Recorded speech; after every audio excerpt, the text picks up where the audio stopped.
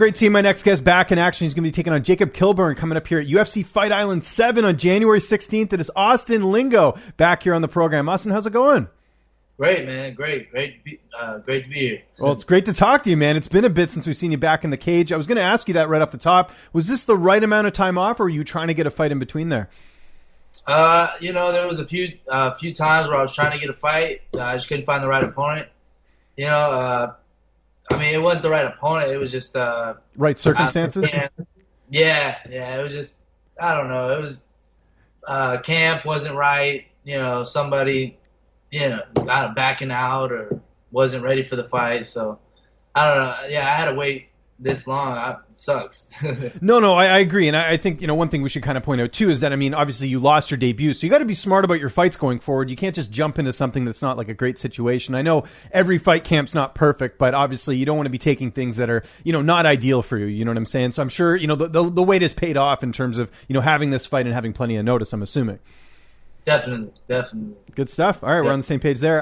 You fought Yusuf Zalal in your debut, one of the top prospects in the weight class. It was a good fight. What did you take away the most from that performance? I learned that somebody can easily outwit the cage from me. It's not just about standing and banging. It's about hunting the guy down, finding his weaknesses, and attacking him.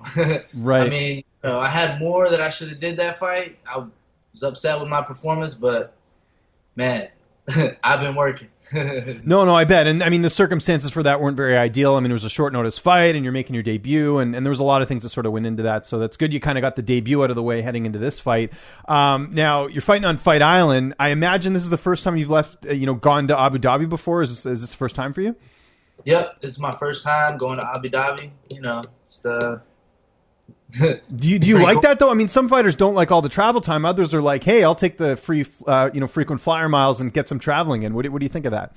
Yeah, I went to Thailand and fought when I was a kid. That was cool. It's kind of like that. Mm-hmm. It's gonna be just a different experience. I know it's gonna be like a whole new world over there. Hey, I'm not nervous about it though. No. That's good. Good to hear.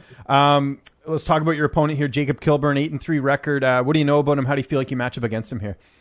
Man, he's got some pretty solid stand-up. He's got some good strikes. He's been working wrestling and stuff. So, I expect a good fight. It's gonna be good. He's lost his last fight to a triangle, but that guy was pretty slick at jiu-jitsu. So I've seen him do some submissions. So I know he's got some ground game too.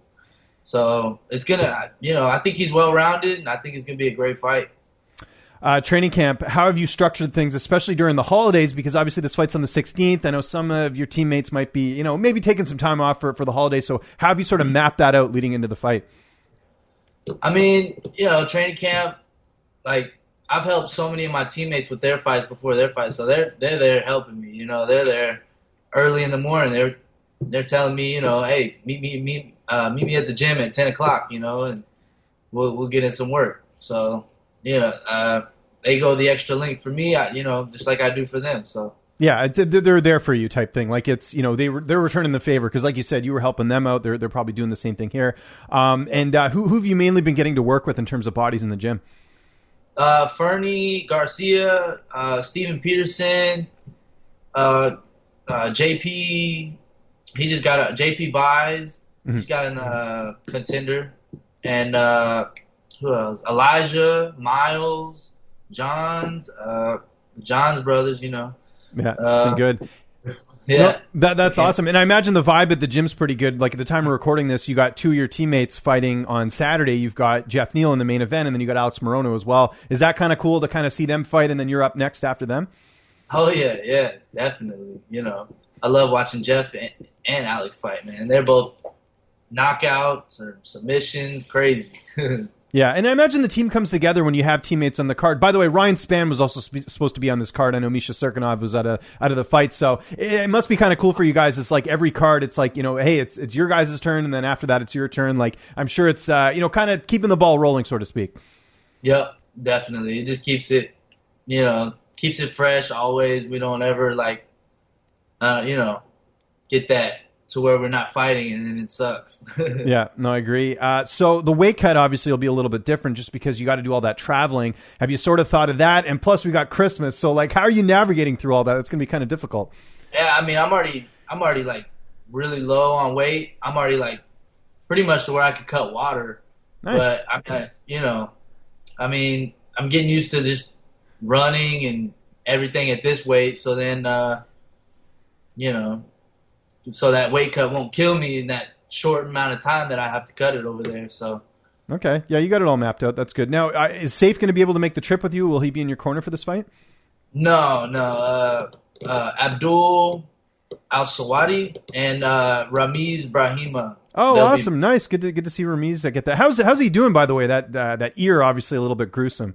Oh, yeah, he's great. You know, it's already healed pretty much. Yeah, he won a lot of people over, though, in that fight. That's like one of those fights where I know it didn't go his way, but I think his stock went up. I think fans are really into it. So, I mean, that's always a bonus, right, to have more fans. You'd rather have that in some regards than, have like a boring fight, right? So it's always always a plus there. So how's this fight playing out on the 16th? You feel like you're going to get your hand raised, otherwise why sign the contract? But how do you envision the fight playing out? I mean, I see us both going out there, just kind of feeling each other out, first maybe 15, 20 seconds, and then, I'll see his first couple punches. I'll know if he's a runner. I'll know if he's an engager. I'll know if he's a wrestler. So, that's going to determine the rest of the fight right there. So I already know, that, if he runs, then I gotta switch my game plan to this, and just a bunch of different stuff there, Obviously not looking past this fight, but do you want sort of a quick turnaround after this? I mean, obviously we talked about the, circumstances being good, but I'm sure you want to keep active as well at the same time. Definitely. I want 5 fights this next year, I want at least 5 fights, I'm tired of not fighting. Yeah. Hey, last year has been a drag, man. Yeah, I was going to ask you about that. How did COVID sort of impact you? Because I know for a while there, Fortis was closed, so you guys sort of had to train on your own. How did you get through that? Because it was a kind of a difficult period for everyone. Man, just creating my own gym, kind of here at the house, just shadow boxing, doing everything I can just by myself. Just the thing is not having bodies to like spar and stuff while COVID quarantine was going on. That sucked. Yeah. And, but hey, we got through it, and I could have fought, I think, but, my coach wanted to, hold me back, make sure I get a good camp before a fight. He didn't want me taking a week notice or anything, so. And that's a good coach right there, because you got to make sure that, you're under the right circumstances. Again, nothing's ideal, but you still want to be in a good spot to, get your hand raised, so to speak. So that's good. And then when did you actually like get back to training at the gym? Like when did the gym open back up? Do you remember? It was August. Oh, okay, nice. It was like July or August. Yeah, one of those. Nah, not July, August, something. Gotcha. Yeah. No worries. We don't need the exact date. Just kind of a ballpark there. That's good. And last question, what are the plans for the holidays? I know a lot of people can't see their family because of COVID. What do you have planned? I am going to see my family, my girl's family and my family. We're going to have like a small get together. It's just my mom and dad and then her mom. So we're all just going to kind of just do like a gift exchange, kind of just have fun. Yeah, exactly. Yeah. My dad's birthday is Christmas Eve, so. Nice. My dad's birthday is on Christmas, so yeah, it's tough because then you got to double up on the gifts. But hey, got to make it work. Austin, thanks so much for doing this, man. Really looking forward to this fight. January 16th, it is UFC Fight Night. Anyone you want to thank? Any sponsors? Any social media you want to plug? I'll give you the last word. Solid Concrete Foundations. Shout out to them. Sucker Punch Entertainment is my management company. Fortis MMA. That's it. Thank you.